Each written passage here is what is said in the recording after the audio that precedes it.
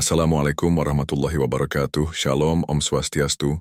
Namo Buddhaya dan salam kebajikan. Semoga kita selalu sehat dan lancar rezekinya. Amin. Oke, kita mulai ceritanya. Fajar baru saja menyingsing ketika kabut tipis masih menyelimuti jalan kecil menuju Pasar Brebes. Di antara deretan warung yang masih setengah buka dan kios sayur yang mulai ramai, suara roda gerobak terdengar berderit pelan. Gerobak itu milik Fahri, pemuda 26 tahun yang setiap pagi setia mendorong dagangan ciloknya ke tempat biasa, di bawah pohon asam tua di ujung pasar. Gerobaknya sederhana, papan kayu berwarna hijau pudar dengan tulisan tangan Cilok Fahri, pedesnya bikin nagih. Di sisi kanan ada panci besar tempat air panas, sementara di sisi kiri tergantung botol saus dan kecap. Aroma cilok rebus yang lembut bercampur dengan wangi bumbu kacang, membuat siapapun yang lewat pasti menoleh. Setiap hari, rutinitas Fahri selalu sama. Ia tiba di pasar sebelum matahari sepenuhnya terbit, menyiapkan bahan-bahan, menata mangkuk kecil, dan menunggu pembeli pertama. Wajahnya tenang, matanya teduh, dan senyumnya ramah. Seakan hidupnya tak pernah menyimpan beban apapun. Tak banyak yang tahu, di balik kesederhanaannya itu ada kesunyian yang panjang dalam dirinya. Pagi di pasar kecil itu selalu hidup. Ibu-ibu berteriak menawar harga cabai, pedagang ikan bersahutan dengan suara timbangan, dan aroma bawang bercampur amis laut memenuhi udara. Di tengah hiruk-pikuk itu, Fahri menjadi bagian dari ritme yang sama, berdiri di belakang gerobaknya sambil sesekali menyapa pelanggan langganan. "Pagi, Bu Yati. Seperti biasa, ciloknya pedas?" Tanyanya sopan, tangannya lincah menuang cilok ke dalam mangkuk plastik. "Wah, udah hafal aja kamu, Ri," saut Bu Yati sambil tertawa kecil. "Kalau bukan cilokmu rasanya kurang pas buat sarapan." Fahri hanya tersenyum, menyerahkan bungkus cilok panas dengan sedikit sambal di atasnya. Ini terbanding di supermarket lain. Tidak hanya karena rasa ciloknya yang kenyal dan gurih, tapi juga karena keramahannya yang membuat orang merasa nyaman. Sekitar pukul 9, ketika matahari mulai naik, sekelompok anak sekolah dasar mulai berdatangan. Mereka selalu datang beramai-ramai, masih mengenakan seragam dan membawa tas di punggung. Di antara mereka, ada satu yang paling sering mampir, Rani. Rani adalah gadis kecil berusia sekitar 11 tahun. Berambut kepang dua, wajahnya ceria dan suaranya nyaring. Setiap kali datang langkahnya selalu ringan, dan matanya berbinar melihat gerobak cilok Fahri. "Mas Fahri, ciloknya jangan pedes ya," katanya sambil menaruh uang receh di atas etalase kecil. "Iya." "Seperti biasa, tanpa sambal," jawab Fahri. Tersenyum melihat bocah itu mengatur letak uang recehnya dengan hati-hati. Rani duduk di bangku kayu kecil di samping gerobak, tangannya memegang tusuk cilok, meniupnya pelan agar tak terlalu panas. Kadang Fahri memperhatikan tingkah polos bocah itu, dan entah mengapa selalu muncul rasa hangat di dadanya. Di tengah kesibukan dan kesendirian, kehadiran Rani seperti memberi warna tersendiri dalam harinya. Selesai makan, Rani biasanya berpamitan sambil melambaikan tangan. "Besok aku beli lagi, Mas Fahri. Tapi tolong bikin cilok yang bentuknya bulat banget, jangan lonjong kayak kemarin ya," katanya sambil tertawa. Fahri hanya geleng-geleng kepala. Iya. Nanti Mas buat yang bulat sempurna khusus buat kamu." Hidup berjalan seperti itu dari hari ke hari. Tak ada yang aneh, tak ada yang berubah. Sampai suatu pagi, Fahri mulai menyadari sesuatu. Di belakang pasar, tepat di dekat sumur tua yang sudah lama tak dipakai, seringkali ia merasa udara tiba-tiba dingin menusuk tulang. Setiap kali lewat untuk membuang air sisa rebusan atau mencuci tangan, bulu kuduknya berdiri tanpa sebab. Ia tidak tahu kenapa, tapi ada perasaan seperti sedang diawasi dari balik rerimbunan semak. Pernah suatu pagi, ketika matahari belum sepenuhnya tinggi, Fahri mendengar suara lirih seperti seseorang yang menangis di sekitar sumur itu. Suaranya pelan, hampir tak terdengar tapi cukup jelas untuk membuatnya berhenti melangkah. Ia menatap ke arah sumber suara, namun tak ada siapapun di sana. Hanya sumur tua dengan dinding bata yang sudah retak, dan air di dalamnya yang tampak hitam pekat. Mungkin cuma perasaanku, gumamnya pelan, mencoba mengabaikan rasa dingin di tengkuknya.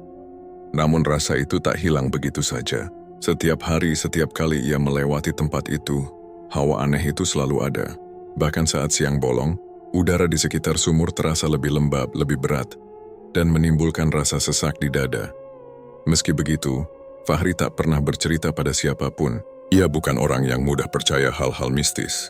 Ia hanya berpikir mungkin tempat itu memang sudah lama tak dijamah orang. Jadi terasa sunyi dan dingin. Lagi pula pasar tetap ramai. Tak ada yang pernah mengeluh melihat hal aneh. Jadi ia memilih diam dan melanjutkan hidup seperti biasa. Namun ada satu hal kecil yang mulai berubah. Kadang saat malam, ketika ia membersihkan gerobak di rumah kontrakannya, ia mencium aroma tanah basah bercampur wangi melati. Padahal tak ada bunga di sekitarnya. Suatu malam, ia bahkan mendengar suara gemerincing halus seperti logam jatuh. Tapi ketika ia mencari sumbernya, tak ada apa-apa. Ia mencoba tidak memikirkan hal itu. Tapi setiap kali mengingat sumur tua di belakang pasar, jantungnya berdebar tanpa alasan. Suatu sore, setelah pasar mulai sepi, Rani datang lagi. Kali ini ia tak seceria biasanya. Wajahnya pucat dan langkahnya pelan. "Mas Fahri, aku boleh duduk dulu?" Tanyanya lirih. "Tentu boleh. Kamu capek, ya?" Fahri menuang air putih ke dalam gelas plastik dan memberikannya. Rani hanya mengangguk pelan. Entah kenapa akhir-akhir ini Mama sering marah-marah. Malam-malam suka dengar orang ketawa di dapur padahal nggak ada siapa-siapa. "Aku takut tidur, Mas." Fahri menatap gadis kecil itu dengan perasaan tak nyaman. "Mungkin Mama capek, Ran. Kadang orang dewasa banyak pikiran." Rani mengangguk tapi sorot matanya tetap kosong. Setelah beberapa menit diam, ia pamit pulang. Fahri memperhatikannya berjalan melewati gang sempit menuju arah rumahnya, yang tidak terlalu jauh dari pasar. Dalam hati ia merasa aneh. Ada sesuatu pada cara Rani berjalan hari itu, seperti langkah orang yang sedang kehilangan arah. Malam itu, angin bertiup lebih dingin dari biasanya. Langit mendung, dan suara jangkrik terdengar samar di kejauhan. Fahri duduk di depan rumahnya, memandangi gerobaknya yang bersandar di dinding. Dalam keheningan itu pikirannya melayang pada sosok bocah kecil yang selalu datang membeli ciloknya. Ia tidak tahu bahwa hari-hari tenang di pasar kecil itu akan segera berubah. Sesuatu sedang bergerak perlahan dari kegelapan, dan entah bagaimana, sumur tua di belakang pasar tampak lebih gelap dari biasanya malam itu. Udara di sekitarnya bergetar ringan, seperti ada sesuatu yang bernafas di dalam tanah. Fahri menggigil tanpa sebab, lalu buru-buru masuk ke rumah, meninggalkan gerobaknya di luar. Namun dari arah pasar yang sunyi, samar terdengar suara gemerincing, seperti sendok yang dijatuhkan ke lantai batu. Dan malam itu untuk pertama kalinya Fahri tidak bisa tidur. Pikirannya terus melayang pada suara gemerincing dari arah pasar yang sunyi. Setiap kali ia memejamkan mata, bayangan sumur tua itu muncul lagi, gelap dingin dan seolah memanggil. Udara malam begitu lembab, hingga ia merasa seperti ada sesuatu yang berembus di tengkuknya. Fahri menarik selimut, mencoba mengabaikan semua pikiran aneh itu, tapi jantungnya terus berdebar, seolah menunggu sesuatu yang tak ia mengerti. Pagi berikutnya, seperti biasa ia mendorong gerobaknya menuju pasar. Langit tampak cerah, tapi udara terasa ganjil. Aroma pasar tak seharum biasanya. Wangi rempah dan gorengan bercampur dengan bau lembab, seperti tanah basah yang lama tak tersentuh sinar matahari. Ia mencoba menepis rasa itu, menata mangkuk-mangkuknya, menyalakan kompor kecil lalu mempersiapkan cilok dagangannya. Sekitar pukul 9, rombongan anak sekolah mulai muncul di kejauhan. Suara tawa mereka selalu menjadi pertanda pagi yang menyenangkan bagi Fahri. Tapi hari itu, suara itu terdengar datar. Tak seceria biasanya. Hanya 3 anak yang datang tanpa Rani. Ia berpikir mungkin bocah itu sedang sakit.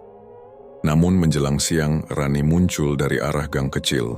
Langkahnya pelan, wajahnya pucat seperti orang kehabisan darah. Rambutnya kusut, matanya sembab. Fahri langsung merasa ada yang tidak beres. "Rani, kamu nggak sekolah ya hari ini?" Tanyanya pelan. Rani tersenyum tipis tapi senyum itu kaku. "Tadi izin mas, badanku nggak enak." "Tapi pengen cilok." Fahri mengangguk, berusaha tetap ramah meski dadanya terasa berat. Ia menyiapkan semangkuk cilok tanpa sambal seperti biasa. Tapi kali ini Rani tidak langsung memakannya. Ia hanya menatap panci air rebus yang mendidih pelan, matanya kosong seperti melihat sesuatu di dalamnya. "Kenapa Ran?" tanya Fahri hati-hati. "Mas," Rani berbisik, "Mama sering nangis malam-malam. Katanya ada orang ketawa di dapur. Tapi waktu dicek nggak ada siapa-siapa." Suara Rani terdengar datar, hampir tanpa emosi.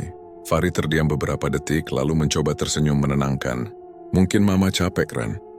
Kadang orang dewasa suka kebawa pikiran." Rani menggeleng pelan. "Bukan mas, aku juga dengar suaranya. Kadang dari dapur, kadang dari bawah tempat tidur." Suaranya kecil kayak perempuan, tapi ketawanya. Ia berhenti sejenak menatap Fahri dengan pandangan yang membuat bulu kuduknya berdiri. Ketawanya kayak orang gila mas, panjang banget. Fahri menelan ludah. Ia berusaha tetap tenang, tapi dalam hatinya muncul rasa tidak nyaman. Ia mencoba menutup percakapan itu dengan candaan ringan. Menyuruh Rani cepat makan. Tapi saat gadis kecil itu mengangkat tusuk cilok pertamanya, tangannya bergetar. "Ran, kamu nggak apa-apa?" tanya Fahri mulai panik. Rani tidak menjawab. Bola matanya tiba-tiba bergerak cepat lalu terbalik ke atas. Tusuk cilok jatuh dari tangannya. Tubuhnya kaku lalu roboh di depan gerobak. "Rani! Hei, Rani!" Fahri segera memeluknya panik. Tubuh bocah itu dingin, kaku seperti batu. Matanya terbuka tapi hanya terlihat putih. Beberapa pedagang yang melihat langsung berlari mendekat. "Ya Allah, anak siapa ini?" teriak salah satu ibu-ibu. "Cepat bawa ke bidan, mas!" seru yang lain. Fahri mengguncang bahu Rani tapi bocah itu tak bereaksi. Dari bibirnya keluar suara lirih. Bukan seperti suara manusia, lebih seperti desisan pelan. Orang-orang mulai mundur ketakutan. Beberapa berbisik, kayak kesurupan. Dalam keributan itu, Fahri tiba-tiba merasakan sesuatu. Udara di sekitar gerobaknya berubah berat, panas, lalu dingin sekali. Seolah ada pusaran angin kecil yang berputar di bawah kakinya. Hatinya berdegup kencang. Ia memegang tangan Rani, berharap bisa menenangkan anak itu. Namun saat jari-jarinya menyentuh kulit dingin bocah itu, sesuatu berbisik di telinganya. Suara itu halus, lirih, tapi jelas. "Jangan ikut campur, Fahri." Fahri spontan menarik tangannya. Tubuhnya gemetar. Ia menatap sekeliling, tapi tak ada siapapun di dekatnya.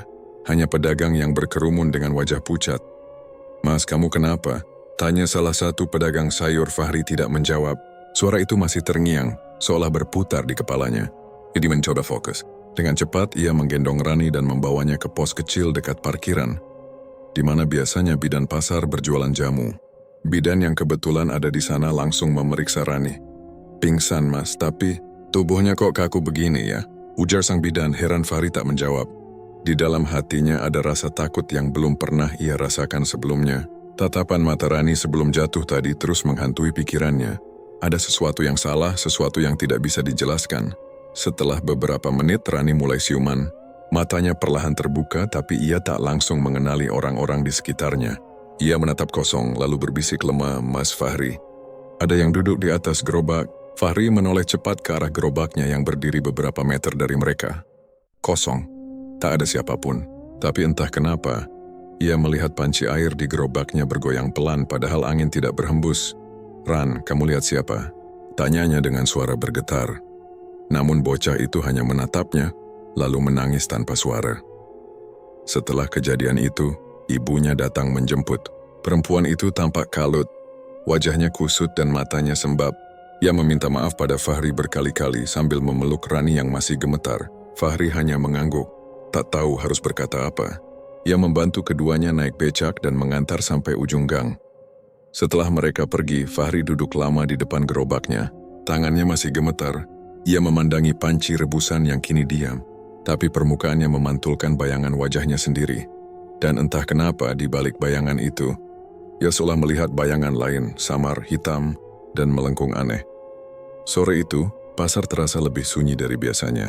Bahkan suara ayam dan teriakan pedagang tak mampu mengusir rasa dingin yang menempel di kulitnya. Fahri membereskan dagangannya cepat-cepat dan pulang sebelum matahari tenggelam. Malamnya, ia kembali sulit tidur. Hujan turun deras, angin menerpa jendela rumahnya. Di tengah suara hujan, Fahri terbangun karena mendengar suara langkah kaki kecil di depan rumah. Seolah seseorang berjalan pelan di halaman, lalu berhenti tepat di depan pintu. Ia menahan napas menatap pintu yang perlahan bergetar karena angin. Tiba-tiba terdengar suara lirih dari luar, suara anak kecil. "Mas Fahri, ciloknya jangan pedas ya." Suara itu persis seperti suara Rani. Namun ketika Fahri membuka pintu dengan tangan gemetar, yang terlihat hanya halaman kosong dan gerobaknya yang basah kuyup oleh hujan. Tak ada siapapun. Ia berdiri lama di sana menatap gelap malam yang menelan jalanan kecil di depan rumahnya. Dadanya terasa sesak, udara seperti berhenti bergerak. Dan saat ia hendak menutup pintu, sebuah bisikan kembali terdengar, lebih dekat kali ini, dari arah dalam rumah. "Jangan ikut campur, Fahri." Panci rebusan di dapur tiba-tiba bergetar pelan, mengeluarkan suara logam yang nyaring di antara derasnya hujan. Dan malam itu, lagi-lagi Fahri tidak bisa tidur. Ia duduk lama di lantai ruang tengah, menatap kosong ke arah pintu yang tadi diketuk oleh sesuatu yang tak terlihat. Hujan di luar belum juga reda. Di sela suara gemuruh, ia masih bisa mendengar gema halus yang menirukan suara Rani. "Mas Fahri, ciloknya jangan pedes ya." Seolah-olah suara itu tertinggal di udara dan tak mau pergi. Dari malam itu ada sesuatu dalam diri Fahri yang berubah. Ketakutan yang sebelumnya membuatnya menolak segala hal berbau mistik kini perlahan tergantikan oleh dorongan kuat untuk mencari jawaban. Ia tahu ada yang tidak beres. Sejak Rani pingsan di depan gerobaknya, seolah sesuatu membuka pintu ke dunia yang selama ini ia hindari. Pagi berikutnya, ia tidak langsung berangkat ke pasar. Tubuhnya lemas tapi pikirannya gelisah. Ia duduk di depan meja kecil, menatap sebuah peti kayu tua yang sudah lama tak disentuh. Peti itu peninggalan Kiai Mas Rohan, kakeknya yang dulu sangat ia hormati. Seorang guru ngaji di kampungnya yang dulu sering didatangi orang-orang minta tolong. Entah untuk menyembuhkan penyakit, menenangkan rumah yang kerasukan, atau melebur santet yang menimpa keluarga. Fahri menatap peti itu lama, seolah ragu untuk membukanya. Kenangan masa kecil mulai bermunculan, begitu nyata hingga ia bisa mencium lagi aroma dupa dan minyak sereh yang biasa dipakai kakeknya setiap malam Jumat. Dulu, ketika masih kecil, Fahri sering duduk di serambi rumah sang kakek, sambil memperhatikan lelaki tua itu membaca doa-doa panjang dengan nada rendah. Di sekelilingnya ada botol-botol kaca berisi air putih, daun sirih dan batu kecil yang katanya hanya bisa ditemukan di tempat tertentu. Kiai Mas Rohan selalu berkata bahwa dunia manusia dan dunia gaib berdiri berdampingan seperti bayangan dan cahaya, saling menimpa tapi tak pernah bersentuhan kecuali ada yang membuka jalannya. "Fahri," suara kakeknya waktu itu berat tapi lembut, "jangan pernah bermain dengan hal yang kau tak pahami. Tapi kalau kau sudah tahu kebenarannya, jangan lari darinya." Fahri kecil mengangguk polos tapi diam-diam takut setiap kali mendengar cerita tentang santet, jin dan makhluk halus. Ia pernah menyaksikan sendiri seseorang kerasukan di rumah kakeknya. Sejak itu ia menolak setiap kali sang kakek ingin mengajarkan ilmu pelebur santet padanya. Ia ingin hidup normal, tidak mau terlibat dengan hal-hal yang membuatnya harus berhadapan dengan dunia gelap. Namun kini, setelah semua kejadian aneh yang ia alami, semua ingatan itu datang kembali seperti panggilan yang tak bisa ia abaikan. Dengan tangan gemetar, ia membuka peti kayu tua itu. Bau kayu lembab langsung menyeruak. Di dalamnya, tersimpan kitab lusuh dengan sampul kulit kecoklatan, beberapa botol kaca kosong, dan kain putih yang dilipat rapi. Di halaman depan kitab itu tertulis dengan tulisan tangan, "Amalan pelebur angin hitam, warisan Mas Rohan bin Tahir." Fahri menelusuri lembar demi lembar. Tulisan Arab gundul bercampur dengan catatan kakeknya dalam bahasa Indonesia kuno.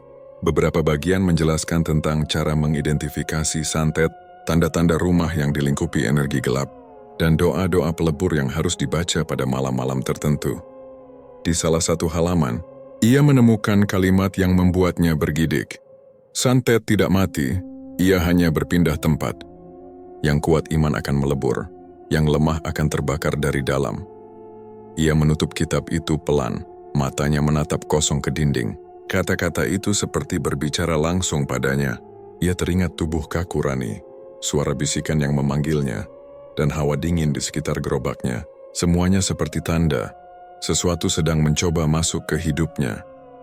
Sore itu, ia memutuskan untuk mencoba membaca wirid yang tertulis di kitab tersebut.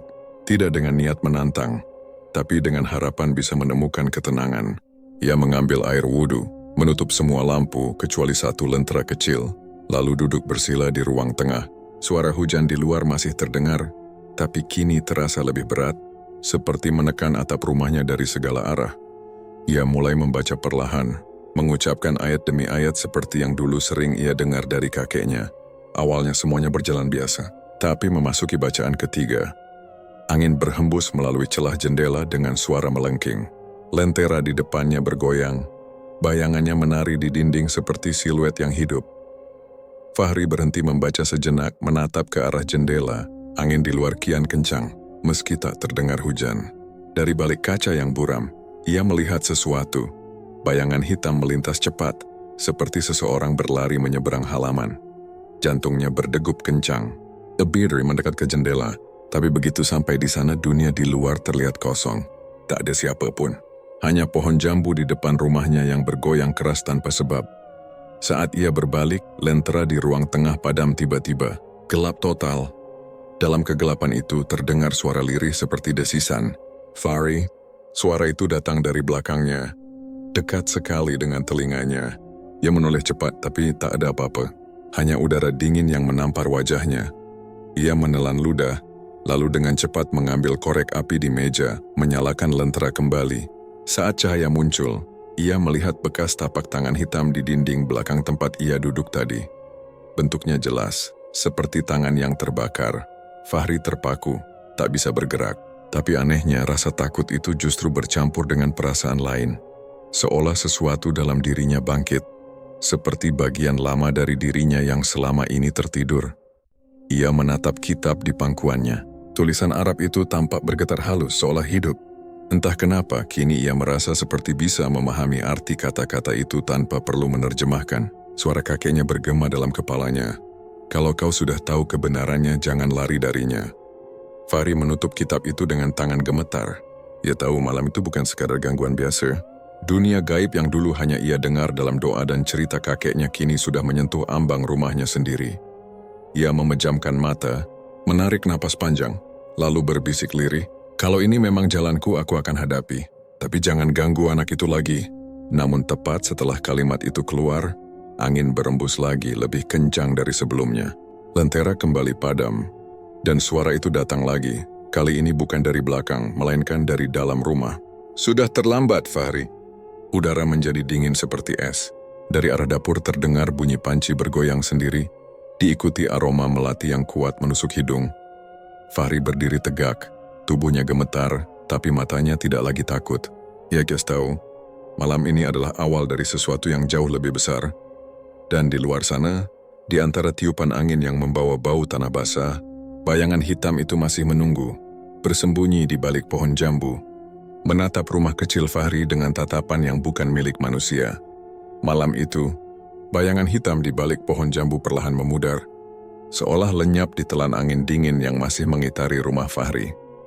Ia baru bisa tidur menjelang subuh, setelah rasa takut berganti menjadi kelelahan luar biasa. Tapi begitu matahari naik, kehidupan tetap harus berjalan.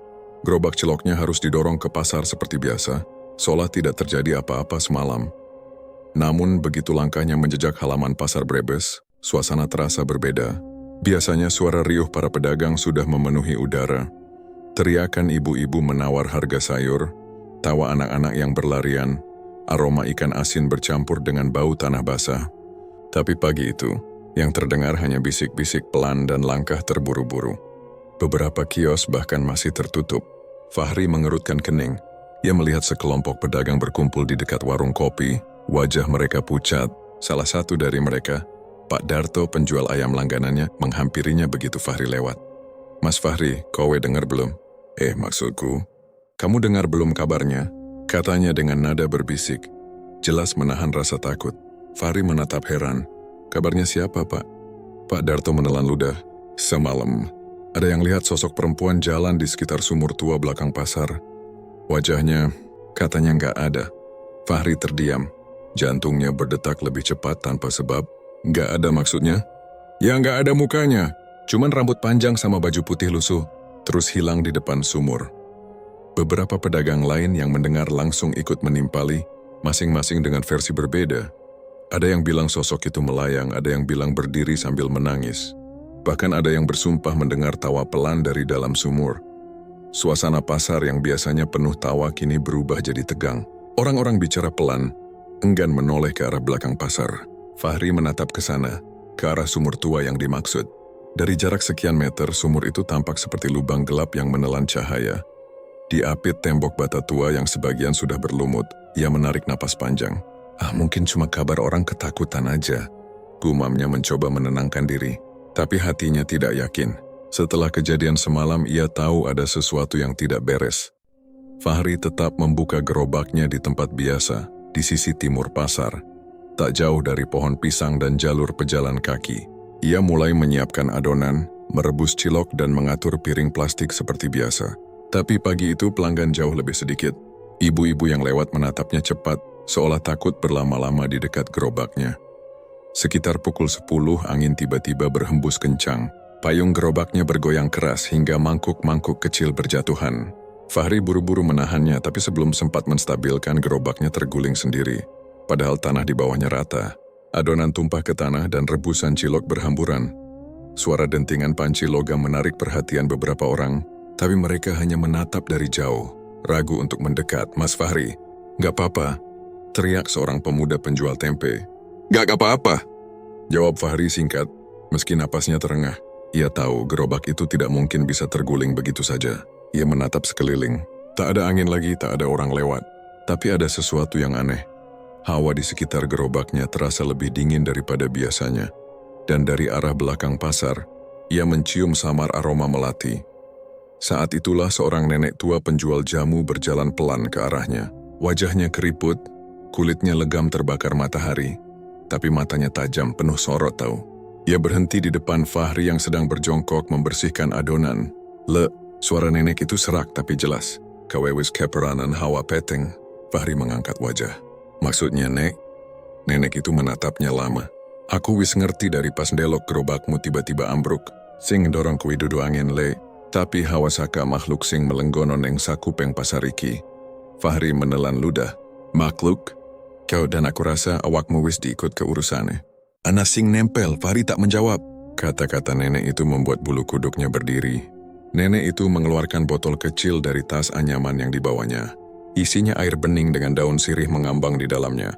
Ia menyerahkannya pada Fahri. "Simpan iki, yen awakmu ngerasake kedinginan pas ora ana sebab. Oles keneng tangan lan tengkukmu. Tapi eling ojo nantang. Wong sing nyambung karo alam peteng iku gampang kleru langkah." Fahri hanya bisa mengangguk pelan. Ia tak tahu harus berkata apa. Siang itu ia membereskan gerobaknya lebih cepat dari biasanya. Entah kenapa semakin lama di pasar, hawa di sekitarnya terasa semakin berat. Beberapa pedagang bahkan memutuskan tutup lebih awal. Ada yang bilang suara perempuan tertawa masih terdengar dari arah sumur tua, padahal matahari masih tinggi. Menjelang malam, setelah semua sepi, Fahri kembali ke pasar sendirian. Ia ingin memastikan gerobaknya aman. Ia menyalakan senter di ponselnya, menyusuri jalan sempit antara kios-kios yang sudah tertutup. Angin malam membawa aroma lembab, dan suara jangkrik terdengar jauh. Gerobaknya masih di tempat biasa. Ia mulai membersihkan sisa adonan yang kering, mengelap meja kayu. Tapi di tengah kesunyian itu ia mendengar sesuatu. Suara kecil, halus tapi jelas berasal dari ujung jalan. "Mas Fahri?" Fahri terdiam. Ia menoleh cepat. Suara itu terlalu familiar. Itu suara Rani. "Mas Fahri, ciloknya jangan pedas ya." Suara itu datang lagi, lebih dekat kali ini. Padahal ia tahu benar, Rani masih dirawat di rumah. Ibu bocah itu bahkan sempat datang tadi pagi. Bilang kalau anaknya masih belum sadarkan diri sepenuhnya. Fahri melangkah mundur perlahan. Suara itu kini bergema di antara kios-kios kosong, seperti berasal dari segala arah. "Mas Fahri, Mas Fahri." Suaranya berubah, dari lembut menjadi serak, kemudian berat, lalu seperti dua suara yang berbicara bersamaan. Tiba-tiba senter ponselnya mati. Gelap total. Hanya suara langkah kecil yang kini terdengar mendekat pelan. "Mas Fahri." Fahri menahan napas, matanya mencari sumber suara di kegelapan. Tapi yang ia lihat hanyalah gerobaknya sendiri, berdiri di bawah cahaya remang lampu jalan yang temaram. Ia melangkah pelan ke arah meja tempat adonan tadi ia bersihkan. Dan di sanalah ia melihatnya, bekas telapak tangan hitam. Tepat di atas adonan cilok yang belum sempat ia buang. Bekasnya jelas seperti tangan manusia tapi gosong di tepiannya, meninggalkan bau sangit aneh seperti karet terbakar. Fahri menatapnya lama. Dadanya terasa sesak. Ia tahu ini bukan kebetulan. Bukan ulah anak nakal atau cipratan minyak. Ini tanda bahwa makhluk itu kini menempel padanya. Angin berembus kencang lagi, membuat kertas pembungkus cilok berterbangan. Dari arah sumur belakang pasar, terdengar suara lirih menyerupai tawa perempuan, makin lama makin jelas, sampai akhirnya berhenti begitu saja. Fahri berdiri terpaku di tengah gelap, tangannya menggenggam botol kecil pemberian nenek jamu tadi. Ia sadar, mulai malam ini, pasar Brebes bukan lagi tempat yang aman, dan apapun yang menempel padanya, kini sudah mulai menunjukkan wujudnya. Angin dini hari itu membawa hawa basah dan aroma anyir yang sulit dijelaskan. Di bawah langit Brebes yang muram, Fahri masih berdiri di depan gerobaknya, menatap bekas telapak tangan hitam di adonan cilok yang mulai mengeras. Angin berhenti berembus tapi hawa dingin masih menusuk tulang. Ia tahu sesuatu telah menempel padanya, dan kini bayangan kegelapan itu tak lagi hanya mengitari Rani, tapi juga dirinya. Malam itu, Fahri tidak langsung pulang. Ia berjalan pelan menuju masjid kecil di ujung pasar, satu-satunya tempat yang masih diterangi cahaya lampu minyak.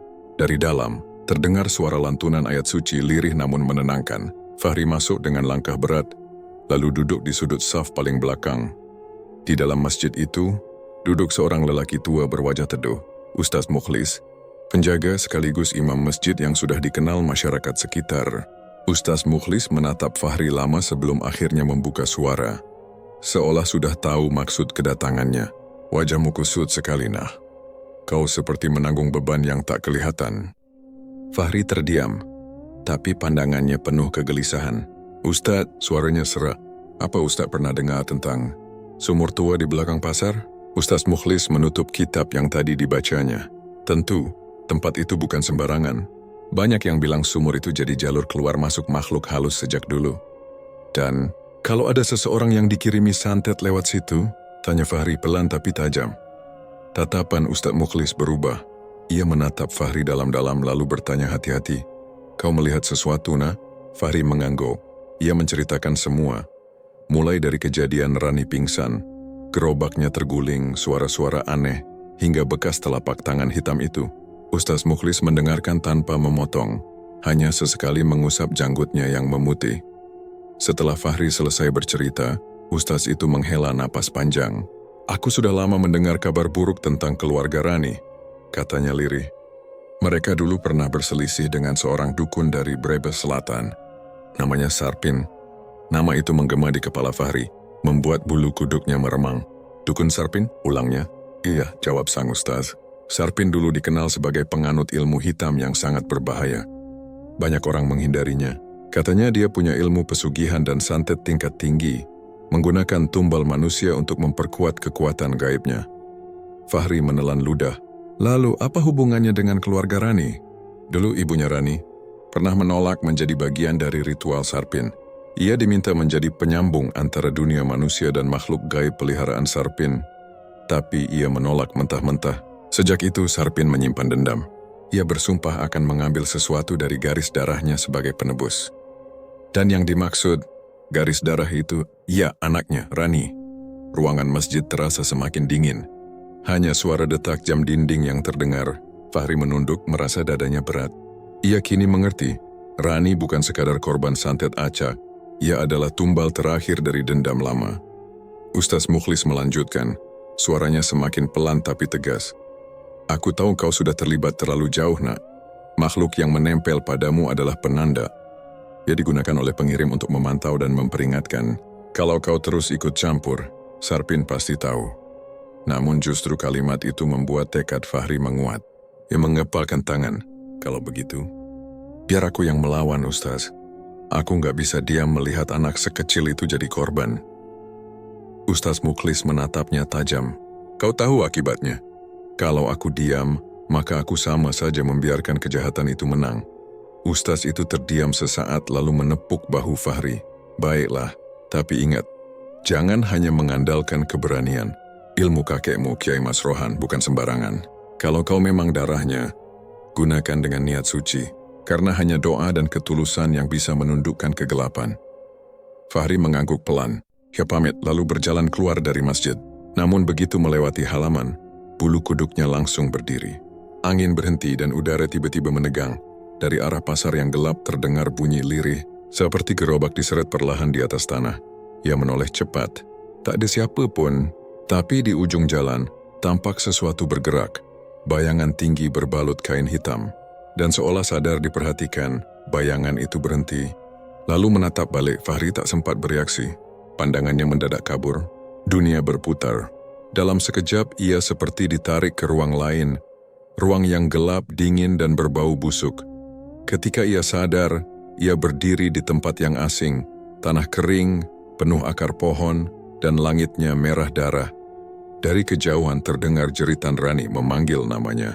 Fahri berlari. Tapi setiap langkahnya seperti menembus kabut hitam yang lengket. Lalu, di tengah kabut itu, muncul sosok Lelaki tua berwajah bengkok, matanya merah, dan tubuhnya dibalut kain lusuh penuh simbol aneh. Jadi ini cucunya Mas Rohan. Suaranya berat bergema di udara. Kau ikut campur urusan santet, berarti kau siap dikorbankan juga.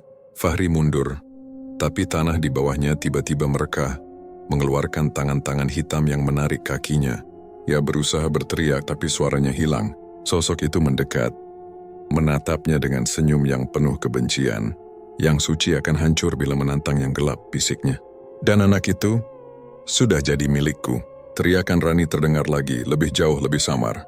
Lalu semuanya gelap. Fahri terbangun dengan tubuh basah oleh keringat. Nafasnya tersengal, dada naik turun. Ia masih di rumahnya, tapi suasananya dingin luar biasa. Ia melihat ke arah dapur, dan matanya membesar. Adonan cilok yang tadi ia siapkan kini berubah warna menjadi merah pekat, mengeluarkan bau amis seperti darah segar. Ia mundur spontan. Di meja kayu terlihat tulisan samar dari cairan merah itu. Bentuknya seperti simbol aneh, mungkin huruf, mungkin tanda, tapi jelas bukan tulisan manusia. Fahri menatapnya dengan gemetar. Dia tahu, ini bukan mimpi.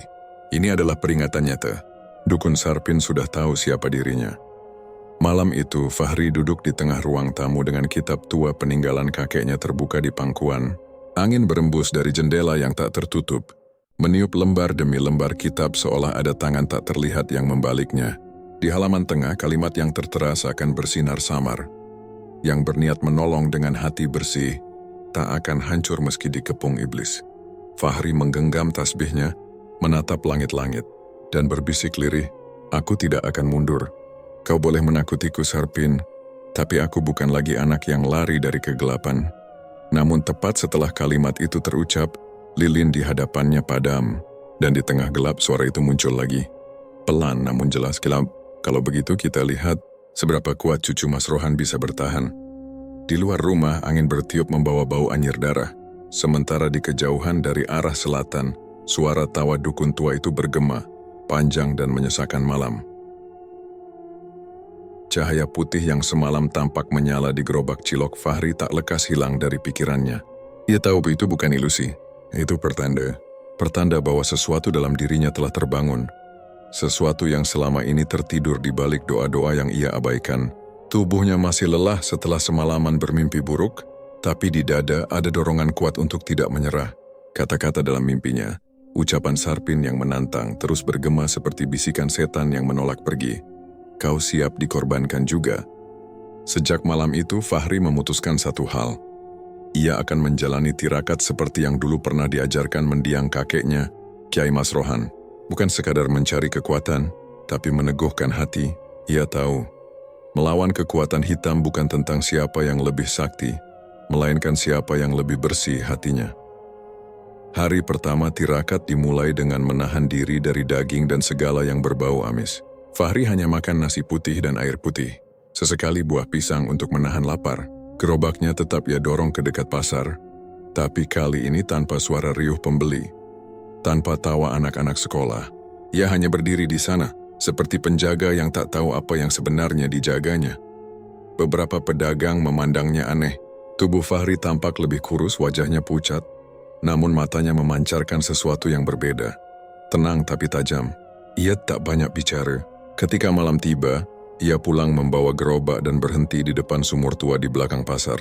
Tempat itu kini menjadi pusat tirakatnya. Air sumur itu dingin luar biasa. Ketika Fahri menimba, suara ember besi yang menghantam permukaan air terdengar bergema panjang. Seperti dari dunia lain, ia menuangkan air ke dalam tempayan, lalu mencampurnya dengan kembang 7 rupa yang ia beli dari pedagang bunga di pasar. Wangi kenanga, mawar, dan melati bercampur menjadi aroma yang aneh, antara tenang dan menyeramkan. Ia menatap permukaan air itu. Dalam pantulan remang bulan wajahnya tampak berubah, lebih tua, lebih keras. Dan entah kenapa dalam pantulan itu sesekali tampak bayangan kakeknya berdiri di belakangnya. Tak berkata apa-apa, hanya menatap dengan mata teduh. Seolah memberi restu, Fahri mulai membaca wirid yang diajarkan Kiai Mas Rohan bertahun-tahun silam. Suara bacaan itu pelan, namun setiap kalimatnya seperti menggema di dada, menimbulkan getaran halus yang menjalar ke seluruh tubuh. Ia mengucap ayat demi ayat dengan lidah yang bergetar, sambil merasakan udara di sekitarnya berubah dingin menggigit. Pada malam kedua, rasa sakit mulai datang. Saat membaca wirid, tubuhnya seperti ditusuk-tusuk jarum halus dari dalam kulit. Ia hampir tak kuat menahan, tapi ingat pesan kakeknya. Semakin sakit yang kau rasakan, semakin dekat hatimu pada cahaya. Maka ia teruskan bacaan itu meski giginya bergemeletuk, meski keringat bercampur darah keluar dari pori-porinya. Di luar angin bertiup kencang. Pohon asam di pinggir jalan meliuk seperti tangan besar yang hendak mencengkeram langit. Dari arah pasar terdengar bunyi benda jatuh, entah papan, entah ember. Disusul suara langkah cepat yang hilang di kegelapan. Fahri tetap diam tak bergeming. Ia tahu itu bukan manusia, itu ujian. Malam ketiga adalah puncak tirakat. Ia tak tidur sama sekali. Lampu rumah dimatikan. Hanya lampu minyak kecil di pojok meja yang menyala. Gerobak ciloknya ia dorong keluar, diletakkan di depan rumah. Ia duduk bersila di depan gerobak itu, membawa kitab tua Kiai Mas Rohan yang kini sudah lapuk di tepiannya. Hening, sangat hening. Bahkan suara jangkrik pun hilang entah kemana. Saat ia membuka kitab itu, angin dingin langsung berhembus dari jendela, meniup lembaran-lembaran kuno itu seperti ada tangan tak kasat mata yang membaliknya. Fahri menatap tak gentar. Di halaman terakhir kitab, ada tulisan dengan tinta yang sudah hampir pudar. Ketika kau membaca ini, berarti gelap telah menantang terang. Jangan lawan dengan amarah tapi dengan ikhlas. Cahaya akan memilih wadah yang bersih. Fahri menutup mata. Ia mulai membaca wirid terakhir dari ajaran pelebur santet. Suaranya pelan tapi bergetar, seperti ada dua suara lain ikut membaca bersamanya. Angin makin kencang, jendela bergetar, lampu minyak padam tiba-tiba. Dan dari luar rumah terdengar langkah kaki beriringan. Banyak sekali seolah orang-orang berjalan mengelilingi rumahnya. Detik itu, Fahri membuka mata. Di kaca jendela, bayangan-bayangan hitam mulai muncul, satu persatu tanpa wajah. Hanya bentuk samar seperti kabut pekat yang bergerak hidup. Mereka mengetuk kaca dengan ritme pelan, seperti mengetuk pintu neraka. Fahri menggenggam kitab itu erat, lalu berseru dalam hati, "Ya Allah, kuatkan aku." Sekejap kemudian, tubuhnya seakan disambar petir dari dalam. Cahaya putih meledak dari dada, menyalur ke kedua tangan, membuat seluruh ruangan terang benderang. Bayangan-bayangan itu menjerit tanpa suara, lenyap seperti asap tertiup angin. Hanya tersisa aroma gosong di udara, dan kain tirai yang terbakar sedikit di tepinya. Fahri terengah-engah, nafasnya berat, tapi di antara semua itu, ia melihat sesuatu yang belum pernah ia lihat sebelumnya. Gerobak ciloknya bersinar lembut, memancarkan cahaya putih keperakan. Dari dalam cahaya itu, samar muncul siluet seorang pria tua berjubah putih, tersenyum menatapnya. Fahri tahu itu siapa? Kakeknya. Kiai Mas Rohan. Suara itu lembut, nyaris tak terdengar tapi menggema di kepala Fahri. Ilmu itu kini hidup dalam dirimu nak. Tapi ingat, musuhmu bukan manusia biasa. Ia bernafas dalam gelap dan menunggu saat kau lengah. Cahaya itu kemudian perlahan meredup, meninggalkan gerobak yang kembali biasa. Namun dengan kilau halus di gagangnya, seperti menyimpan sesuatu yang baru. Fahri menatapnya lama lalu menatap ke arah luar jendela. Malam masih kelam tapi hatinya kini tenang. Ia tahu pertarungan sebenarnya baru akan dimulai. Dan di kejauhan dari arah pasar yang gelap gulita, terdengar bisikan panjang seperti desis ular. Kita lihat, seberapa kuat kau tukang cilok. Fahri berdiri, tubuhnya lunglai tapi tekadnya telah baja. Ia menatap gerobaknya yang kini memantulkan cahaya samar. Dalam hati ia tahu cahaya itu bukan sekadar tanda keberhasilan tirakat. Itu adalah nyala warisan dari Kiai Mas Rohan. Dan mulai malam itu Brebes tak lagi tidur dengan tenang. Brebes malam itu seperti ditelan kabut tebal. Udara diam, tak ada jangkrik bersuara, tak ada anjing menggonggong. Hanya embusan angin dingin yang membawa aroma anyir dari arah pasar. Fahri berdiri di depan gerobak ciloknya yang kini tak lagi sekadar alat berdagang, melainkan seperti pusaka yang menyimpan nyawa cahaya. Ia menatap langit yang kelam lalu berbisik dalam hati, "Waktunya tiba, Kek." Gelap itu datang menagih janji. Langkah Fahri pelan, tapi mantap. Ia mendorong gerobaknya menuju pasar yang sudah lama tertutup sejak kejadian aneh beberapa hari terakhir. Plang kayu di pintu masuk pasar setengah roboh. Berayun-ayun pelan seolah menyambutnya. Di dalam, kios-kios tampak berdebu, dan beberapa meja jualan terbalik seperti pernah dilanda badai. Tapi lebih dari itu, udara di sana berat. seperti ada ribuan mata tak terlihat mengintainya dari balik kegelapan. Setiap langkah Fahri memantulkan gema aneh. Bunyi roda gerobak seperti berdentum di lorong kosong yang panjang. Ia berhenti di dekat sumur tua, tempat yang selama ini menjadi pusat gangguan, dan tempat di mana cahaya serta kegelapan bertemu. Disitulah segalanya akan diselesaikan. Lalu dari arah utara pasar, terdengar suara ranting patah. Perlahan muncul sosok berjubah hitam panjang, berjalan tanpa suara, hanya kainnya yang berdesir di antara tiupan angin. Wajahnya pucat, matanya merah menyala seperti bara api. Di tangan kirinya tergenggam sesuatu, boneka jerami kecil, tubuhnya dililit benang hitam dan rambut manusia. Jadi kau yang ikut campur urusan orang dewasa, tukang cilok? Suara itu serak tapi bergema panjang seperti keluar dari dua dunia sekaligus. Fahri tak menjawab. Ia hanya menunduk sejenak, menata nafas lalu meletakkan tangannya di atas gerobak. Uap tipis putih mulai keluar dari tubuh gerobak itu. Aku bukan ikut campur, ujarnya pelan tapi tegas. Aku hanya menolak melihat anak kecil jadi korban dendam. Sarpin terkekeh. Kau pikir kau pahlawan? Dunia ini milik yang kuat, nak. Dan yang lemah hanyalah bahan tumbal bagi keseimbangan. Ia mengangkat boneka jerami itu tinggi-tinggi. Dari dalamnya keluar asap hitam pekat, membentuk wajah kecil Rani yang menangis tanpa suara. Ini tumbal terakhir. Darahnya sudah ditandai. Kau tak akan bisa menghentikan apa yang sudah dimulai. Fahri memejamkan mata. Ia mulai melafalkan doa pelebur santet yang diwariskan kakeknya. Angin di sekitar langsung berubah arah.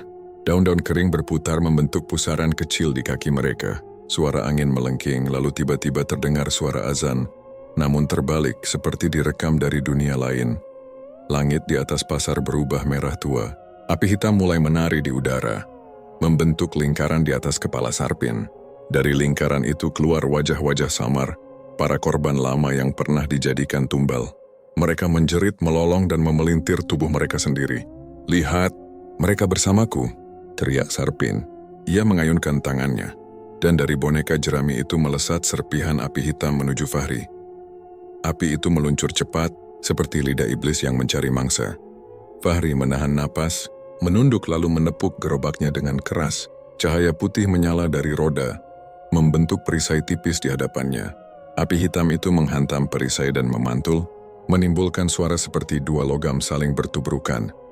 Dunia seolah berhenti berputar sejenak. Fahri membuka mata, dan di sana, di tengah asap yang berputar, ia melihat wajah kakeknya lagi. Tak sepenuhnya nyata tapi jelas. Jangan lawan dengan amarah, nak. Lawan dengan doa. Cahaya tak pernah memerangi gelap dengan benci. Fahri mengangkat kedua tangannya, merapal doa yang kini mengalir dari hati, bukan sekadar hafalan. Setiap kalimatnya menggetarkan udara. Gerobak di belakangnya berguncang. Adonan cilok di dalam wadah memancarkan cahaya lembut, lalu membentuk pusaran putih yang mengelilingi tubuh Fahri. Sarpin meraung. Tidak mungkin. Kau hanya anak penjual cilok. Dari mana kekuatan ini? Fahri menatapnya lurus, mata tenang, bibir bergetar mengucap kalimat terakhir dari wirid pelebur santet. Bismillahirrahmanirrahim, sirna angkara, sirna bala, balik marang asal mula. Tiba-tiba, udara bergetar. Dua kekuatan itu, cahaya putih dari Fahri dan api hitam dari Sarpin, saling bertabrakan di tengah udara, menciptakan letupan besar seperti halilintar tanpa suara. Seluruh pasar berguncang, dinding kios retak, genting jatuh dan sumur tua di tengah pasar memancarkan air mendidih yang bercampur darah. Sarpin menjerit. Api hitam di tubuhnya kini mulai berubah warna, dari pekat menjadi abu-abu, lalu perlahan menyala balik ke arahnya sendiri. Boneka jerami di tangannya terbakar, rambut yang melilitnya meleleh seperti lilin, dan dari mulut Sarpin keluar asap hitam pekat.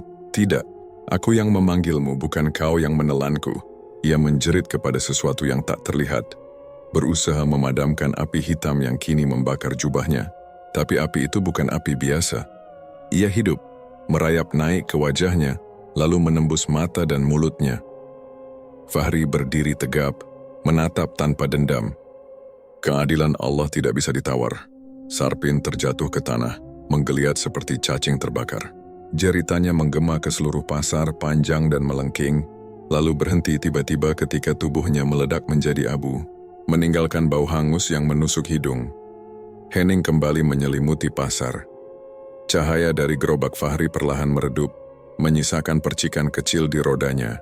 Ia menatap sekeliling. Sumur tua kini kembali tenang. Permukaannya jernih tanpa lagi hawa gelap. Angin yang tadi berat kini lembut, membawa aroma melati, wangi yang menenangkan. Fahri menatap ke arah langit yang mulai menampakkan bintang. Di dalam hatinya ia tahu, satu babak telah berakhir. Tapi ia juga tahu setiap kemenangan dalam dunia gaib selalu menuntut harga yang mahal. Ia menunduk berbisik pelan, semoga arwahmu diterima dengan ampun Sarpin, dan semoga tidak ada lagi anak kecil yang harus menjadi tumbal atas dendam orang dewasa. Malam itu, pasar Brebes kembali diam, tapi dari arah sumur samar terdengar suara air beriak, seperti bisikan lembut yang berkata, "Perangmu belum selesai, Fahri." Dan Fahri pun berjalan meninggalkan pasar, dengan langkah berat, namun hati yang lebih terang dari sebelumnya, sementara bau hangus itu masih menggantung di udara, menjadi saksi bisu duel antara cahaya dan kegelapan. Malam itu, aroma hangus yang tersisa di udara pasar Brebes akhirnya perlahan lenyap. Tersapu angin pagi yang lembut, kabut tipis turun dari langit, menyelimuti atap-atap kios menetes dari seng tua yang berkarat.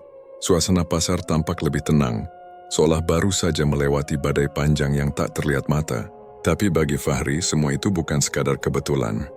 Itu pertanda bahwa kegelapan telah kalah untuk sementara waktu, dan dunia diberi kesempatan untuk bernapas lagi. Langkah-langkah kecil terdengar di kejauhan. Rani datang bersama ibunya, berjalan perlahan melewati lorong pasar. Tubuhnya tampak lebih sehat, wajahnya yang dulu pucat kini kembali berwarna.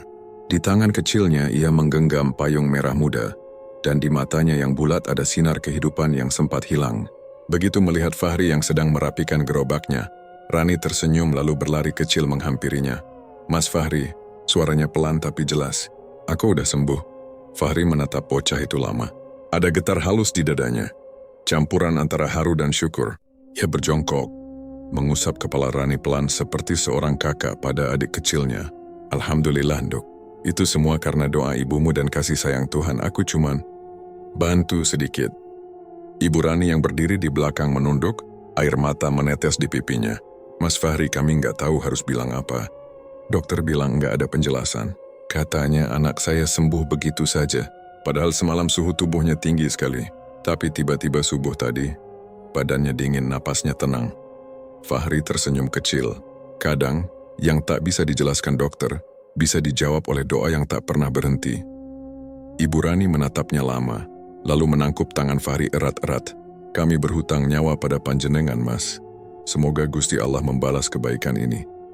Fahri menggeleng pelan. "Jangan bilang begitu, Bu. Saya cuma menjalankan apa yang harus dijalankan. Semuanya karena izinnya.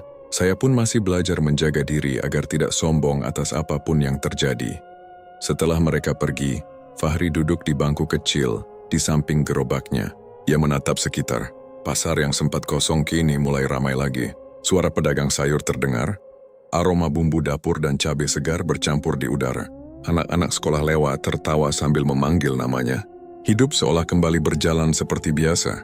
Namun di sela-sela keramaian itu, masih terdengar bisikan pelan percakapan orang-orang yang membicarakan malam kelam beberapa hari lalu. Katanya pasar sempat berguncang tengah malam. "Lah iya, aku lihat sendiri lampu di rumah kedap-kedip." Ada yang bilang arwah Sarpin terbakar sendiri di gubuknya.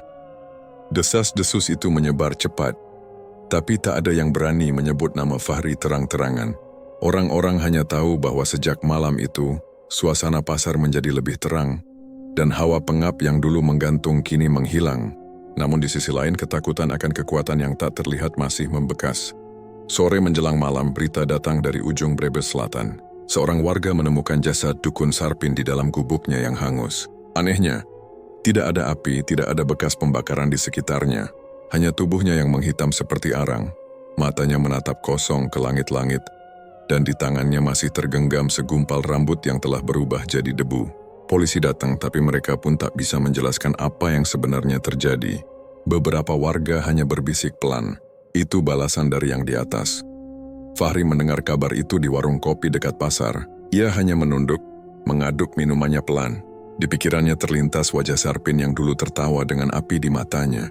Sekarang semua telah berakhir. Namun entah kenapa di dalam dada Fahri tak ada rasa bangga. Tak ada juga kelegaan penuh. Hanya diam, karena ia tahu Dalam dunia yang lebih luas, kegelapan tak pernah benar-benar mati. Ia hanya berpindah tempat menunggu waktu. Menjelang malam, hujan turun perlahan. Gerimis pertama jatuh di atas atap seng gerobaknya, menimbulkan bunyi lembut seperti nyanyian. Fahri menutup matanya, menikmati tiap tetes air yang membasuh wajah dan tangannya. Ia merasa seolah Tuhan sedang membersihkan segala sisa gelap yang masih menempel di dunia ini. Di bawah hujan itu, lampu pasar berpendar kuning. Wajah Fahri tampak teduh, matanya memandangi langit. Ada perasaan syukur yang sulit dijelaskan. Ia teringat masa kecilnya bersama kakek, duduk di serambi masjid sambil mendengarkan petuah. Ilmu itu bukan untuk berkuasa, tapi untuk menjaga. Dan menjaga tidak selalu dengan tangan, kadang dengan sabar. Kini ia mengerti arti kata itu sepenuhnya. Rani besok pasti akan datang lagi membeli cilok tanpa sambal. Sambil tersenyum malu-malu seperti biasa. Para ibu akan kembali menawar harga bahan dapur. Pedagang jamu akan menatapnya sambil memberi anggukan hormat. Semua tampak sama seperti dulu. Tapi bagi Fahri, dunia sudah berubah. Ia tahu kini hidupnya tak lagi sekadar tentang jualan cilok di pinggir pasar. Ada sesuatu yang lebih besar yang telah dititipkan padanya. Warisan cahaya yang tak boleh padam. Hujan semakin deras. Fahri menatap gerobaknya yang setia menemani sejak awal. Roda-rodanya berkilau lembut diterpa cahaya lampu jalan. Masih menyimpan sedikit sinar putih dari malam duel itu. Ia tersenyum kecil lalu berbisik pelan. "Terima kasih, Kek, semua sudah selesai. Untuk sekarang." Di langit guntur bergemuruh jauh, tapi tak menakutkan, justru menenangkan. Seperti suara alam yang ikut berdoa. Fahri menatap ke arah sumur tua di belakang pasar. Permukaannya kini jernih, memantulkan cahaya hujan. Tidak ada lagi hawa dingin atau bisikan, hanya air yang beriak lembut seolah ikut berucap syukur. Ia menunduk, mengatupkan kedua tangannya, lalu berdoa dalam hati. "Ya Allah, jika masih ada gelap yang bersembunyi, biarlah aku melihatnya lebih dulu, agar tak ada lagi anak kecil yang menangis ketakutan. Jika ini jalan yang kau pilihkan untukku, jadikan aku kuat, bukan untuk melawan tapi untuk melindungi." Hujan turun semakin deras, menutupi wajahnya yang setengah basah oleh air, setengah oleh air mata. Tapi malam itu, di bawah langit brebes yang diguyur deras, Fahri tersenyum. Ia tahu bahwa dunia ini tak akan pernah sepenuhnya aman dari kegelapan, tapi selama masih ada orang yang berani berdoa dan tidak menyerah, selalu akan ada cahaya, sekecil apapun. Gerobak ciloknya kini berdiri di tepi jalan pasar yang sepi. Uap hangat dari adonan masih mengepul pelan, bercampur dengan wangi tanah basah. Dan di tengah semua itu, seorang pemuda duduk diam, menatap hujan yang turun. Seorang penjual cilok yang pernah menantang kegelapan demi menyelamatkan seorang anak kecil. Malam itu, langit brebes menangis lembut. Dan di sela-sela rintik hujan, terdengar bisikan halus seperti suara tua yang menenangkan hati. Cahaya akan selalu kembali, selama ada doa yang tak padam. Terima kasih sudah menyimak sampai selesai. Jangan lupa dukung aku dengan tekan tombol subscribe channel ini. Terima kasih.